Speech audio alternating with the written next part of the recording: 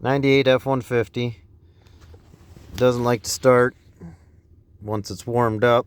And we're looking at cylinder head temperature right there. It's 177, which is probably pretty accurate judging by the gauge and how long it's been running and all that stuff.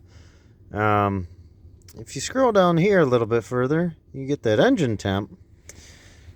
I don't think it is 482 degrees, because I'm fairly certain we'd have some other sort of issue. So that may cause our starting problems.